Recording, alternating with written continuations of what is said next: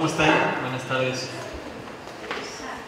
Oigan, pues quiero agradecerles que nos acompañen el día de hoy. Les platico un poquito de qué se trata. La maestra Tania Ortiz Galicia viene del plantel Vallejo, nos viene a dar una plática que se llama Cátedra Especial Eduardo Blanquel Franco, que fue un profesor de historia. Cada año hay un profesor del colegio de distintos planteles que se dedica durante un año a preparar investigación y trabajo sobre este profesor y lo que realizó, en el caso de historia, y pues nos visiten los planteles para platicarnos un poco de lo que ha hecho y de la relevancia que tiene la historia en nuestro día a día. La maestra Tania nos acompaña hoy. Este año ella fue reconocida con la cátedra especial. Entonces quiero pedirles que le demos un fuerte aplauso, que la den la bienvenida.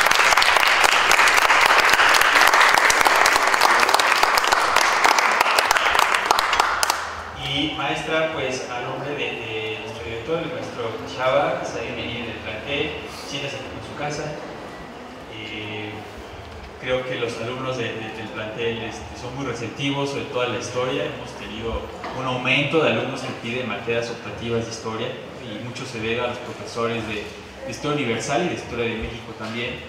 Y pues adelante, maestra, te escuchamos.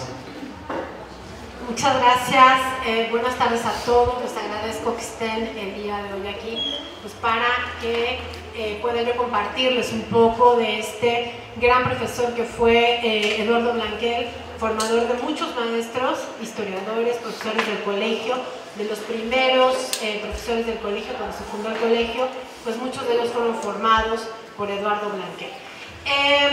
Quiero agradecer, bueno, a ustedes obviamente, al doctor Benjamín Barajas, al Consejo Técnico que decidió otorgar este reconocimiento, evidentemente al maestro Quechada Quintana por la invitación para estar aquí el día de hoy, al profesor Rogelio por la organización y esta pues, recepción tan calurosa en el CCH, y bueno, también a la profesora Cianya, que también me ha apoyado mucho en la organización de estas visitas a los CCHs. Bueno, no seguiré en los agradecimientos que podrían ser largos, pero voy a dar inicio a esta plática. El título que tiene esta plática del día de hoy es Eduardo Blanquel y su visión de la historia. Un poco lo que yo traté de hacer en este trabajo fue analizar el pensamiento de Eduardo Blanquel a través de diversos trabajos que realizó, pero en particular uno que es el más conocido, pero también el menos trabajado desde una perspectiva de análisis historiográfico, que es su tesis de maestría sobre Flores Magón y bueno, que será publicado después como un libro, ¿no? Esta tesis. Entonces, bueno, el título es Eduardo Blanquel y su visión de la historia, y quiero iniciar la plática con una cita, citando al propio Blanquel en una parte de su texto sobre los Flores Magón, donde habla sobre lo que son los historiadores, ¿no? Entonces voy a citar a Eduardo Blanquel. Decía Eduardo Blanquel en esta obra sobre el pensamiento político de Flores Magón, que para el historiador la pregunta fundamental es la de las condiciones reales que determinaron las formas de pensar y de hacer en los hombres y en los grupos. La dignidad mayor de su tarea estará en la razón de cómo y por qué, en un momento dado, quienes actuaron lo hicieron de cierta manera. Por lo tanto, hechos, documentos, ideas no pueden ser metas en sí mismas, sino vías de acceso a la historia que refleja. Me gusta mucho esta cita de Eduardo Blanquel, pues porque nos revela justamente el pensamiento, el marco teórico, la referencia teórica y formativa de Blanquel, vinculado, ya lo diremos después, al historicismo mexicano del siglo XX.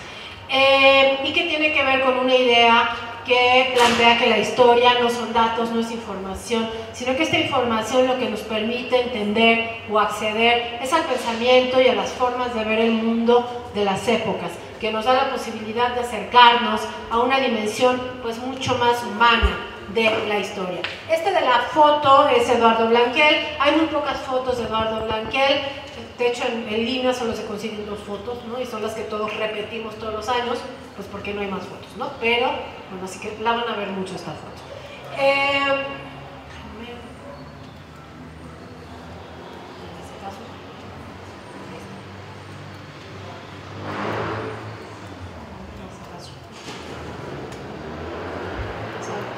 estaba funcionando bien.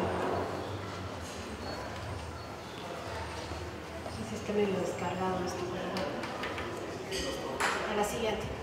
Muchas gracias. Si no, ahorita me paso para allá si quieres. Ay, gracias.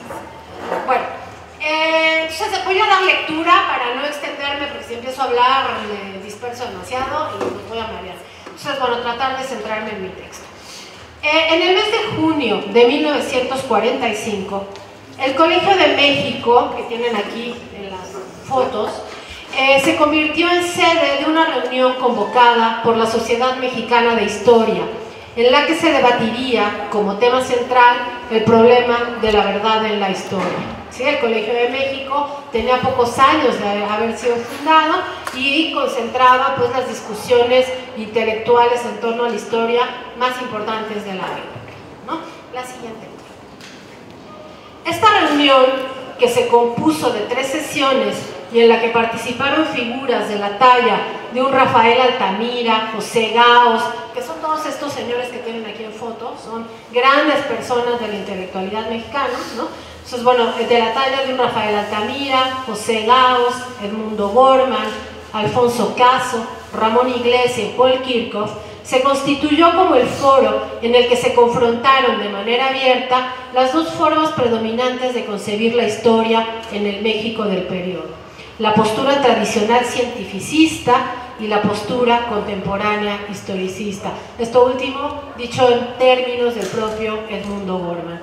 Cuando Edmundo Gorman, que es el tercero, este que está aquí, cuando Edmundo Gorman cuestionaba ante la atónita mirada de un Altamira o de un Kirchhoff la posibilidad de importancia de la verdad absoluta y calificaba indirectamente a los productos de la historia tradicional como algo monstruoso, Eduardo Blanquel Franco tendría entonces 13 años, no estaba en esa discusión, tenía 13 años apenas, Blanquel, que es de quien vamos a hablar.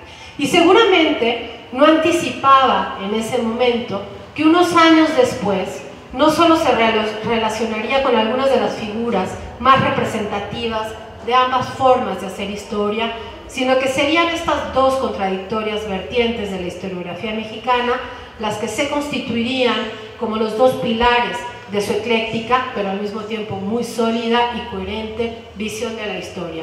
Al respecto, Gloria Villegas, que es una maestra de la Facultad de Filosofía y Letras y que fue alumna de Eduardo Blanquel, dice: producto de una combinación dialéctica inspirada en el ímpetu intelectual de Edmundo Gorman, el virtuosismo filosófico de Leopoldo Sea, la agudeza crítica de Daniel Cosío Villegas y la picadura de marxismo que siempre lo enorgulleció, Eduardo Blanquel, maestro e historiador, descifró con gran talento y creatividad los secretos de estos oficios para el nuevo tiempo. Esto dicho pues, por una alumna precisamente de Eduardo Blanquel. Esta combinación de influencias teóricas y metodológicas se hizo patente tanto en el campo de la investigación como en el de la docencia y la difusión, permitiendo a Eduardo Blanquel conjugar el rigor con la construcción de una historia significativa que rescataba no un pasado cualquiera, diría Gorman, sino nuestro pasado, un pasado significativo pues para cualquiera, ¿no? Para todos nosotros. La siguiente, por favor. Eduardo Blanquel, aquí tenemos algunos datos sobre la vida de Blanquel. Nació en la Ciudad de México un 13 de octubre de 1931. Fue historiador por vocación y por formación y profesor de historia a nivel medio superior, superior y posgrado en el periodo que corre de 1956 hasta su temprana muerte en 1987. Perdón. Se inició, al mismo tiempo que daba clases, se inició paralelamente en las labores de investigación con Leopoldo Sea en el Instituto Nacional de Estudios Históricos de la Revolución Mexicana. De ahí pasará al Colegio de México a colaborar con Daniel Cosío Villegas y formar parte del Seminario de Historia Contemporánea de México, y también formará parte de los seminarios de don Edmundo Gorman. La siguiente, por favor. Bueno, son 3, ahí nada más. Este es Leopoldo Sea, es uno de los que van a formar a Blanquel, Daniel Cosío Villegas, otro gran historiador, y Edmundo Gorman. Son las 3 grandes influencias teóricas pues, que va a tener precisamente Blanquer. Algunas de, quizá las más significativas, no las únicas, ¿no? Como profesor de la Facultad de Filosofía y Letras de la UNAM, no, ahí en No Gorman, nos quedamos, gracias. Impartió el Seminario de Historiografía de México y las materias de Geografía Histórica General, Historiografía General, Geografía Histórica de América, Comentario de Textos y un Seminario de Revolución. Materias en las que formó no solo un nutrido grupo de historiadores, sino que también logró transmitirles la importancia y el gusto por la enseñanza. Estas materias que a ustedes seguramente pues no les dicen mucho, ¿no? Son las materias que llevan los historiadores en los primeros años de su formación y que son fundamentales para que desarrollen esa sensibilidad particular frente al pasado y a la historia. Y él justamente fue profesor en estas materias y no solo pues era un gran profesor, según dicen sus alumnos, sino que también logró impulsar, motivar a sus estudiantes a ser profesores, a ser docentes en distintos niveles educativos. Ahora sí, la siguiente. Fue también un gran promotor de la historia al participar de los esfuerzos colectivos que se emprendieron en los años 70 y 80 para elaborar obras de síntesis, bueno, y aquí está también de los 60, ¿no? Obras de síntesis histórica realizadas por especialistas, pero que llegaran a públicos amplios, como es el caso de la Historia Mínima de México, ese primer librito que está ahí, que es un libro viejísimo, pero muy actual en muchas cosas, hecho por especialistas y muy bueno, y muy mínimo, o sea, si está chiquito, ¿no? Para ver el panorama de la historia de México, y la colección de 6 volúmenes, Así fue la Revolución Mexicana, que es esta que está aquí. Asimismo, en colaboración con Jorge Alberto Manrique, otro gran historiador del arte, elaboró el primer libro de texto gratuito de historia para sexto de primaria, que es este de aquí, ¿no? Esa imagen que es tan conocida por muchos, la clásica imagen del libro de texto gratuito, en que pertenece a la primera generación de libros de texto, pues ahí el libro de sexto de primaria, el primer libro de texto gratuito, lo va a elaborar Manrique en colaboración de Blanquer, cuando eran amigos todavía estudiantes en la facultad. La siguiente, por favor. Su principal trabajo de investigación de Blanquer, el pensamiento político de Ricardo Flores Magón, precursor de la Revolución Mexicana, que está ahí, ¿no? Esa es la portada de su tesis ya viejísima, ¿no?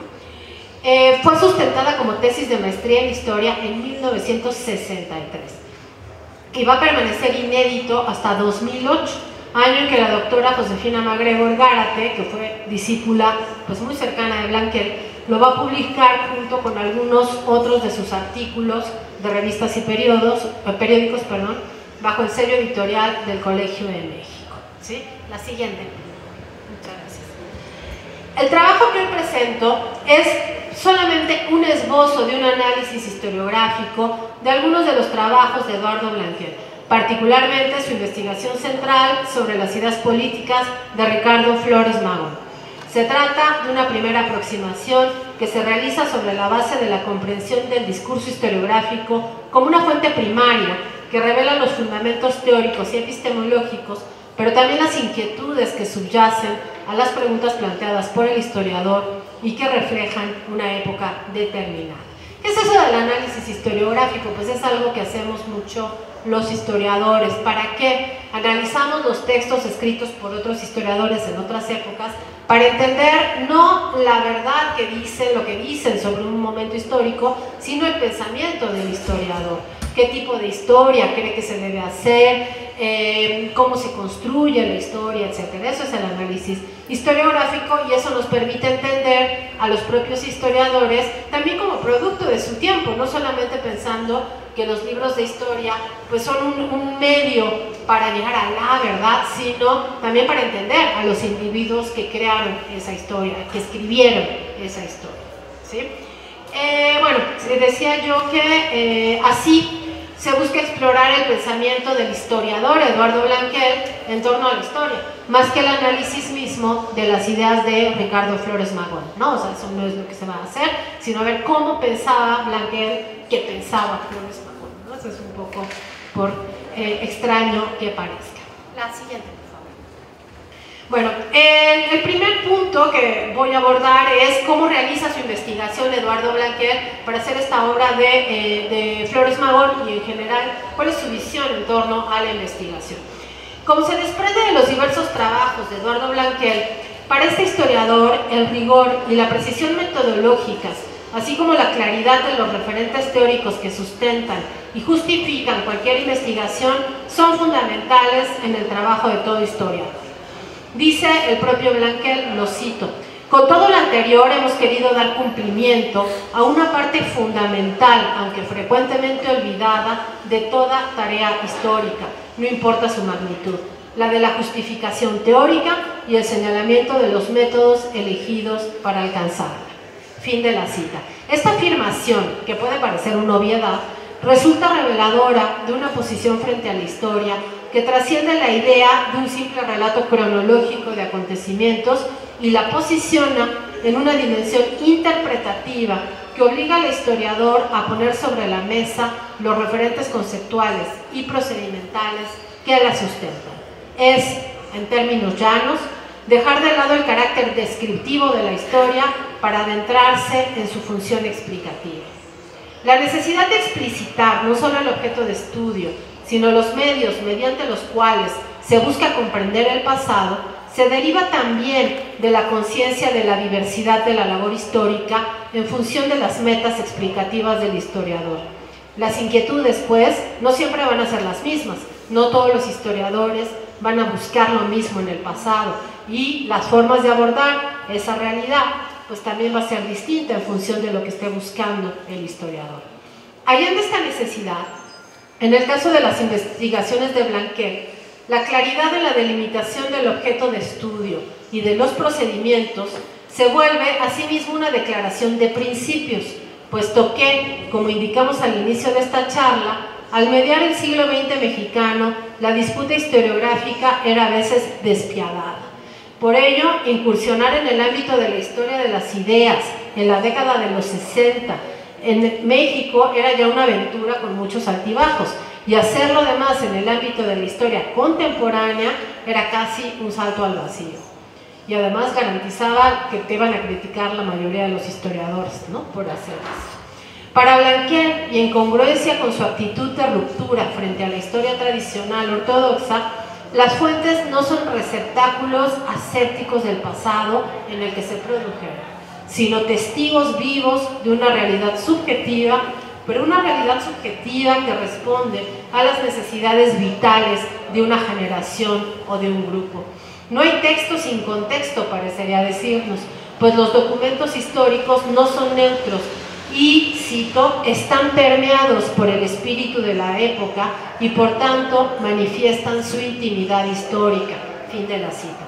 Por ello, las fuentes son un medio que nos permite acceder no solo al pasado, sino al pensamiento de quienes crearon esas fuentes y, sobre todo, comprender las circunstancias que permitieron su creación con las características que tuvieron.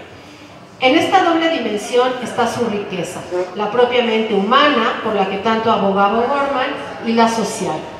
Cito a Blanquer.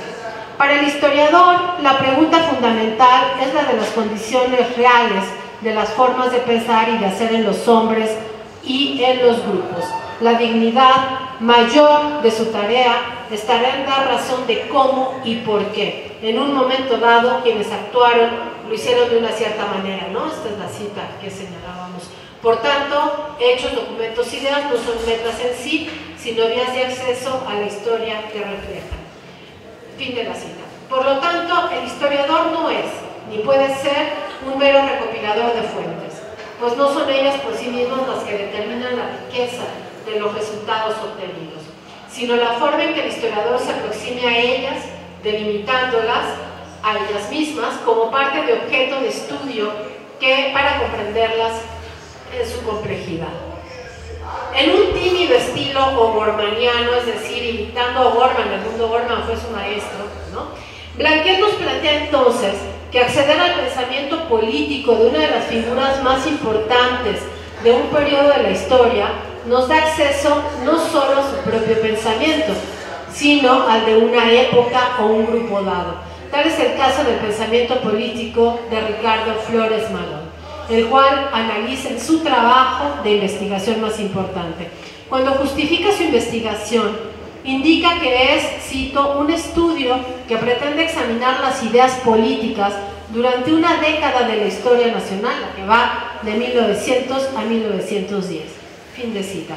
Por otro lado, para Blanquel, la periodización en la historia no es un absoluto, algo que esté dado en el pasado mismo, sino que es una herramienta más que permite al historiador delimitar y caracterizar el objeto de estudio y así hacer comprensible ese pasado que se busca explicar.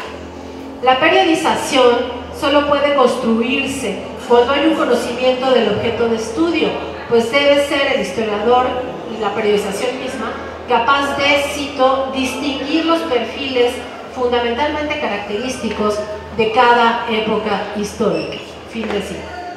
En lo que se refiere al ya mencionado problema de la objetividad, de la que hablábamos al principio, que se pelearon O'Gorman, Altamira y todos estos historiadores, bueno, en lo que se refiere al mencionado problema de la objetividad, Blanquel no se lanza tan intrépidamente como O'Gorman a defender su natural imposibilidad, pero sí destaca, a diferencia de muchos de los historiadores tradicionales, que la impronta interpretativa del historiador no se contrapone con el esfuerzo de lograr dicha objetividad. Dice Blanquel: nosotros hemos procurado que ese punto de vista fuera resultado de la investigación, no que la condicionara. Es decir, no elegido arbitrariamente, sino extraído del objeto y material de estudio, porque así, por una parte, se logra la objetividad considerada esencial a la tarea histórica, y por otra, no se renuncia al derecho de reinterpretar, a la luz de una convicción fundamentada, los hechos del pasado. Resulta interesante que Blanquel utilice el término punto de vista para referirse al componente interpretativo de la historia, pues al plantearlo de esta manera se aleja de una concepción en la que la interpretación se constituye como el eje articulador de la experiencia explicativa y adquiere un estatus menos definitorio en la construcción misma del discurso. En otras palabras, esta forma de nombrar a la interpretación lo coloca a caballo entre las posiciones historicistas, que negaban de alguna manera la posibilidad de acceder a una objetividad absoluta, y las tradicionalistas, que decían que el historiador debía y podía ser totalmente objetivo. Bueno, en lo que se refiere a la investigación, a la interpretación y la explicación del pasado, ¿qué es lo que nos dice o nos revela el texto de Blanquel? Bueno, las características de los trabajos de investigación realizados por Blanquel nos permiten ubicar como una de sus preocupaciones centrales, aunque no la única, la comprensión de los fenómenos de pensamiento desde una perspectiva histórica. Es decir, a Blanquel no le interesa entender la economía o la sociedad propiamente, o el plano político, sino el pensamiento, ¿no? De ahí su ya tan señalada cercanía teórica, conceptual e incluso metodológica con el historicismo vitalista mexicano de mediados del siglo XX. Sin embargo, la forma en que este autor se aproxima a la historia de las ideas se distancia del historicismo gormaniano en la medida de que sus inquietudes se centran sobre todo en las ideas políticas, más que en las formas de conciencia histórica de las élites letradas que buscaba desvelar Edmundo Gorman. Derivado de este énfasis en el pensamiento político y por las propias características del mismo, la labor interpretativa de Blanquel necesariamente debía apelar a la recepción que de estos discursos e ideas se dieron en su contexto de elaboración, dando una dimensión social que más que consecuencia de su estudio pareciera ser el motor que lo inspira. A Blanquel no le interesan las ideas por las ideas mismas, ni las formas en que los seres humanos se relacionan con su pasado, que en muchos sentidos era la preocupación de su maestro Edmundo Gorman. A este historiador, a Blanquel, le interesa comprender las formas en que la realidad social y política interactúan con el pensamiento y cómo se construyen y moldean mutuamente para transformar su presente. Dice Blanquel, por lo tanto, debe aspirarse a señalar qué condiciones históricas se reflejan en la acción y el pensamiento de los hombres, cómo interpretaron y realizaron su propio momento, y por lo tanto, qué parte del ser nacional y de uno de sus momentos, el que hoy llamamos Revolución Mexicana, contribuyeron a crear. Fin de la cita. Es desde esta perspectiva que se puede considerar que para Blanquel la historia de las ideas es solamente un fragmento de la realidad que el historiador puede explicar y que se complementa con los aspectos político y social. Sin embargo, el gran mérito de la historia de las ideas es que nos permite mirar el pasado bajo una nueva lente, la que O'Gorman denominaría una historia más humana, que no busque enjuiciar a los muertos, sino comprenderlos en su circunstancia. Así lo decía O'Gorman, ¿no? Decía que no debíamos, el historiador no debía enjuiciar a los muertos. Cito a Blanquel: quien no sepa qué pensaron estos hombres, y sobre todo por qué lo pensaron, tendrá una imagen mutilada de su acción política y se deslizará fácilmente, como ya ha sucedido, por ejemplo, con Ricardo Flores Magón y Francisco I. Madero, al enjuiciamiento antes que a la comprensión. Fin de la cita. En lo que se refiere a los sujetos históricos, estos tienen que ser, por obvias razones, quienes producen el discurso que analiza el historiador, en este caso concreto, Ricardo Flores Magón.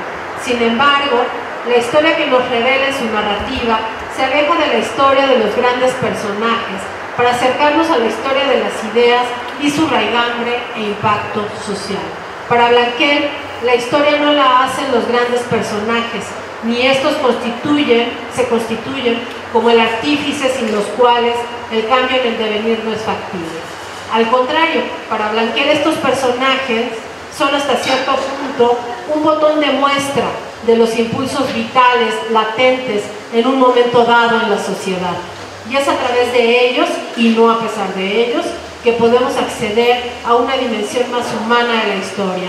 En una crítica que realiza Blanquel a la obra de Alberto Morales Jiménez sobre personajes de la Revolución, lo enuncia de manera muy clara, y nos dice Blanquel en esta crítica: si la vida, según admite el autor, tiene luces y sombras, ¿por qué no referir ambas cuando precisamente de vida se trata?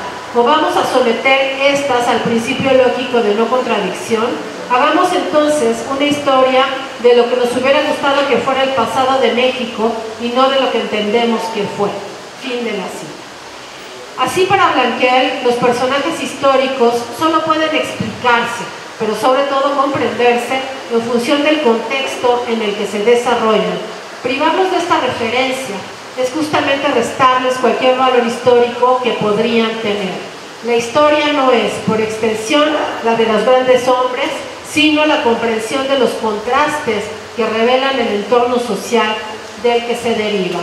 Dice Blanquel: los ideólogos y las ideas se singularizan y cobran calidad de tales ante una situación precisa y frente a otras ideas. Nunca entenderemos ni haremos entender una idea si la vaciamos del momento histórico en que se genera y frente al cual es una reacción. Fin de la cita. Y desde esta óptica, los elementos que contribuyen al cambio son múltiples, aunque a diferencia de algunos de sus contemporáneos, el papel que Blanquel le otorga a las ideas como agente del cambio en la historia de México es particular. Ni las ideas neoliberales, así les llaman, neoliberales, de los Flores Magón y el Partido Liberal Mexicano, ni siquiera las de corte anarquista de la etapa posterior, serán desde su perspectiva las que definan el rumbo de los acontecimientos en las primeras 2 décadas del siglo XX. Sin embargo, sí irán poniendo en evidencia una serie de problemáticas que laten en el fondo de las preocupaciones de algunos sectores de la sociedad, que esto sí se constituirán en los motores del cambio. Se hace así evidente que para este historiador la historia ha dejado de estar sometida al tradicional carácter didáctico ciceroniano de la historia como maestra de la vida. Para él, la historia no enseña lecciones políticas ni morales, porque el ser humano es un ser histórico y nunca enfrentará condiciones idénticas para imitar los ejemplos del pasado. La historia, para Blanquel, es la posibilidad de comprender el pasado en su justa dimensión, en su dimensión humana. ¿Para qué? Para poder transformar el presente. A veces pareciera hacer eco de la máxima croceana de Benedetto Croce, un historiador italiano muy importante, en el sentido de que toda historia es historia contemporánea, no solo como un reconocimiento de las condiciones en las que se produce el conocimiento histórico, sino sobre todo como una atribución de significado a la historia misma, ¿no? Este decir de Croce de toda la historia es historia contemporánea, pues no es que todos los historiadores trabajen historia contemporánea, sino que el historiador cuando mira al pasado lo mira desde su presente y las preguntas que hace las hace desde sus inquietudes del presente. Bueno, ya un poco para cerrar, el último punto de este análisis, que es muy breve, es el estilo, la forma en que construye el discurso Eduardo Blanquel. Dado que desde la perspectiva de Eduardo Blanquel la historia debe ser una ventana que nos permita comprender el pasado en su dimensión humana, esta no puede constreñirse a una mera descripción del acontecer. La función explicativa de la historia le otorga al discurso histórico una dimensión argumentativa en la que el análisis del discurso tiene el carácter de prueba y que obliga al historiador a poner sobre la mesa las fuentes sobre las cuales construye su interpretación. Así, Blanquel nos presenta un relato en el que reiteradamente se remite a las fuentes que subyacen a sus afirmaciones, aunque el peso del aparato crítico no entorpece la fluidez del texto y ésta se refuerza con una narrativa ágil que recurre a figuras retóricas que enriquecen y potencian la comprensión, pero que evaden el adjetivo fácil y la valoración sin fundamento. El discurso de la historia es, en la construcción narrativa blanqueliana, una forma de construir sentido y hacer asequible al presente un mundo que ya no es. La siguiente. Y ahora sí ya a manera de cierre. En mi primer año de la carrera de Historia en la Facultad de Filosofía y Letras de la UNAM, tuve suerte de tomar clase con la doctora Josefina MacGregor Gárate, que es esta vez. Su clase de comentario de textos fue una de las más formativas en mis años de estudiante y me mostró la importancia del diálogo que el historiador debía establecer con las fuentes de las que se vale para tratar de comprender el pasado. Josefina MacGregor siempre recordaba en sus clases la importancia que Eduardo Blanquel, quien había sido su profesor y mentor, había tenido en su formación como historiadora. Blanquel tenía entonces pocos años de haber fallecido cuando yo tomé clases, pero su figura seguía estando presente en la memoria de quienes, como Josefina MacGregor, habían sido formados por este destacado historiador y que habían aceptado el desafío de tomar la estafeta de la formación de las nuevas generaciones de historiadores. Dice MacGregor sobre Blanquel: en los últimos años muchas cosas han cambiado en esta disciplina, los aspectos teóricos y metodológicos, pero todavía se sigue requiriendo en nuestra práctica y cada vez con más apremio el compromiso profesional, ese que caracterizó la vida y las lecciones morales, para no hablar de las historiográficas, del maestro Eduardo Blanquel. El compromiso del pensar claro y con un sistema sincero, suficiente y fructífero, afincado en la amplia y honda cultura a la que se pertenece y sus luces mejores y mayores, siempre al día afinadas, y el compromiso del buen decir, entusiasta hasta el júbilo, con una suerte de pasión serena y donoso, y elegante por hora de la lectura y el ejercicio más entregados, y el de hacer, el trabajar, el crear responsablemente y con la mayor honestidad, y el de enseñar bien todo lo que se sepa y se pueda a favor de todos, pero como quien da la sangre, dice Josefina MacGregor, pues de su profesor. La doctora Evelia Trejo, que es, esta es la doctora Evelia Trejo, investigadora del Instituto de Investigaciones Históricas y también profesora de la Facultad de Filosofía y Letras, fue también discípula de Blanquel y fue profesora mía en la maestría. Ella rememora su breve paso como ayudante de Blanquel en los cursos de historiografía y la importancia que sus enseñanzas tuvieron en su formación. Y dice Evelia Trejo: hoy la lectura de sus textos, de los textos de Blanquel, no ha hecho sino confirmarme que la huella de quienes nos formaron es indeleble, pero que al mismo tiempo funciona como punto de partida para trazar la propia ruta. He leído, repetido, traicionado, aumentado y corregido, incluso algunas veces lo que Blanquel solía decir para iniciar a los alumnos en los secretos de la historiografía, y al paso de los años mi diálogo con él me ha enriquecido. Fin de la cita. Formador de historiadores, forjador de vocaciones didácticas, Blanquel ha dejado una imborrable huella, no solo en quienes fueron formados en sus aulas, sino también en quienes de manera indirecta nos beneficiamos de sus enseñanzas a través de sus alumnos. En 1985, ya un año antes prácticamente de morir, Eduardo Blanquel pronunció un discurso en la ceremonia de entrega de títulos del ITAM en la generación 80-84. En él hizo alusión a una anécdota que planteó en los siguientes términos, y aquí es Blanquel contando la anécdota. El ingeniero construye casas, el abogado litiga por sus clientes y obtiene triunfos, el médico alivia el dolor de sus semejantes, pero alguna vez en esos oleajes de excesivo tecnicismo que suele haber en la universidad, uno de los técnicos se asomó a un cubículo de un profesor de filosofía. No había retortas ni teodolitos, sino la desnudez de una celda conventual. Entonces le preguntó, ¿usted qué hace?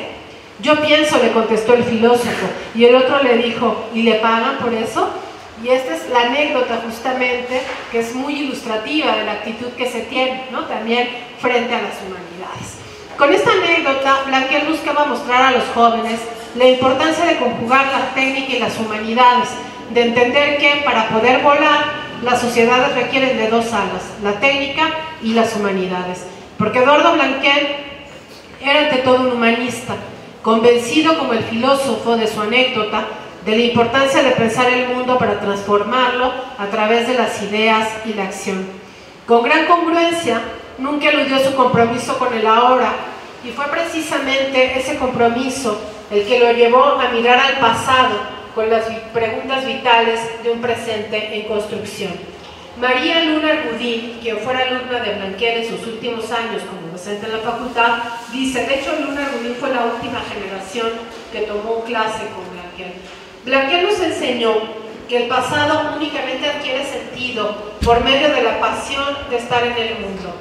La pasión, ese tumulto de emociones, impulso creador y generativo, era una herejía frente a la celebrada profesionalización y sobreespecialización que proyectaba como modelo una ascética vida académica, y era una herejía porque para Blanquel la vida era un combate cotidiano.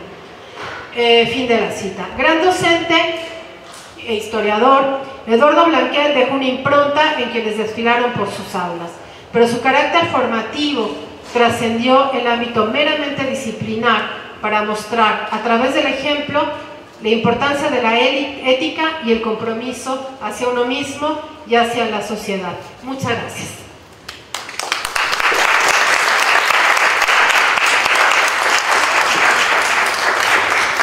Muchas gracias, maestra Tania.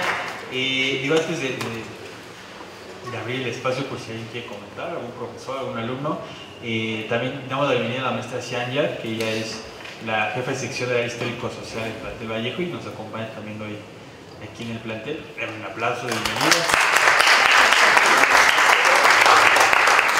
Y pues también agradecer a los profesores que nos acompañan, la maestra Berenice Muñoz, la maestra Rosa Bonilla, la maestra Gabriela González, el profesor José Daniel Piñón, y además, porque en Zoom tenemos bastantes profesores, el profesor Eduardo, la profesora Elena, el profesor Joel, el profesor José Ángel, la maestra Isabel Solorzi, la maestra María Robles, que también nos acompañan hoy a la distancia. Bueno, chicos, no sé si alguien quiera comentar algo, alguno de los profesores que está presente, que quiera hacer algún comentario, alguna pregunta a la maestra.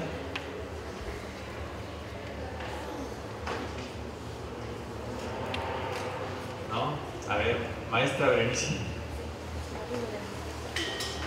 Buenas tardes. Antes que nada, bueno, felicitarla por esta cátedra que nos ha impartido. Y mi comentario finalmente es esta parte que usted menciona en la cátedra sobre que no hay textos importantes, y eso me parece muy interesante, y que Blanquel se manifiesta o estudia esta parte del pensamiento político, que también se me hace muy interesante en cuestión de conocer todo el contexto que él tuvo para poder, digamos, aterrizar sus ideas, en lo que ahorita usted nos estuvo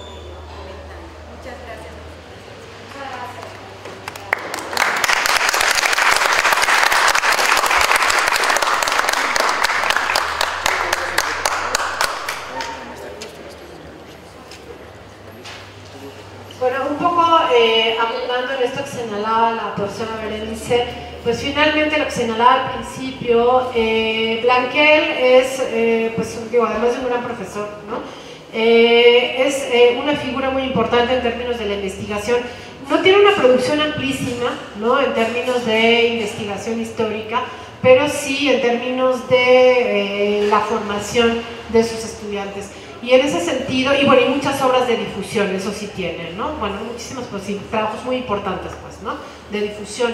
Y lo que es muy relevante del pensamiento de Blanquel es precisamente que está como entre dos formas que parecieran contradictorias, ¿no?, de pensar la historia, que es este tradicionalismo, o esta visión mucho más tradicional de la historia, y el historicismo, este historicismo vitalista mexicano que va a ser tan importante en la primera mitad del siglo XX, incluso en la segunda mitad del siglo XX, y que se va a confrontar de manera muy directa con el tradicionalismo historiográfico, ¿no? Entonces, eso es algo muy importante en Blanquel, porque conjuga estas dos tradiciones. O sea, mientras O'Gorman y Altamira se peleaban, ¿no?, por cuál era la verdadera historia, pues Blanquel de alguna manera logra conjugar ambas posiciones de manera muy armónica en sus trabajos y recupera estos elementos fundamentales del historicismo, que es esta visión mucho más humana, menos platera, digamos, ¿no?, o menos fáctica de la historia, y sí tratando de tener una dimensión mucho más humana de lo que es la historia, ¿no? Un profesor muy, muy querido de la facultad, José Manuel Romero, contaba la anécdota. O'Gorman fue maestro de Blanquel, y cuando O'Gorman daba clases en la Facultad de Filosofía y Letras, pues O'Gorman representaba a los rebeldes, ¿no?, este pensamiento de ruptura en la historia, y pues sus salones estaban abarrotados de toda la juventud que quería tomar clase con el maestro rebelde que era O'Gorman, y que algunos de los grandes profesores, no diré nombres para no alterar su memoria, pero de los grandes profesores, los que llaman las vacas sagradas de esta visión historiográfica mucho más tradicional, se paraban en la puerta del salón de O'Gorman y le decían a los chicos y a las chicas: no entren a tomar clase con él, esto no es historia, ¿no? Y pues obviamente con más razón iban los chavos y las chavas a tomar clase con O'Gorman, ¿no? Pero pues a ese nivel llegaba la confrontación, y bueno, eso es lo maravilloso de Blanquel, que logra conjugar estas posiciones, ¿no? Muchas gracias, maestra. Bueno, pues le mandan felicitaciones en Zoom, el profesor Joel, la profesora Isabel, y a ver si nos pueden ayudar, porque hay una cuenta que dice iPad. Le mandan felicitaciones a iPad. El iPad. Sí. Pues miren, chicos, ya para cerrar y concluir, gracias al trabajo de profesores como Eduardo Blanquel, y que ya han visto que tenemos profesores en el CCH que son, pues a lo mejor podemos decir los nietos, ¿no?, académicos de la escuela que fue Eduardo Blanquel, es que nuestro plantel tiene una visión más humana de la historia, no tan enciclopédica, ¿no?, de memorizarnos citas y frases y eventos históricos, sino más bien pues comprender la parte humana que hay detrás de la historia de la humanidad, ¿no?, al final del día. Pues maestra, muchas gracias por acompañarnos. La maestra Verónica Ramos.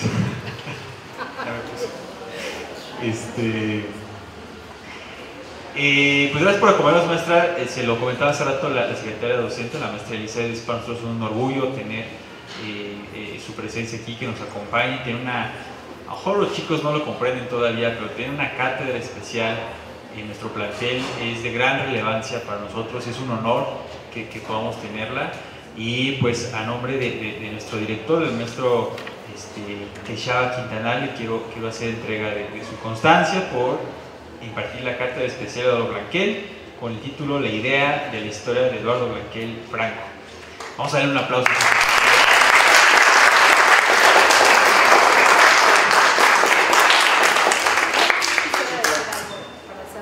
Bueno, yo muy brevemente, aquí puse 4 fotos, los dos de arriba no dije quiénes eran, es el doctor Álvaro Matute y la maestra Rosa Camelo, que los dos fueron los grandes profesores en la facultad, y también fueron mis maestros y también formados o vinculados, ¿no?, justamente con Eduardo Blanquel en su formación, ¿no? Entonces, bueno, nada más quería eso por un lado, y por otro lado agradecerles a ustedes. Para mí es un gusto estar aquí con ustedes el día de hoy y compartir con ustedes esto que es producto pues de la investigación que he hecho en este año que he estado con esta cátedra, ¿no? Muchas gracias por estar aquí, espero que no se hayan aburrido, que hayan entendido algo y que les haya interesado un poco pues saber qué dicen estos historicistas y estos rebeldes de la historia mexicanos, ¿no? En el siglo XX. Gracias, maestra. Y ya para cerrar, le quiero dar la palabra a la maestra Xianya, en representación de nuestro hermano plantel Vallejo.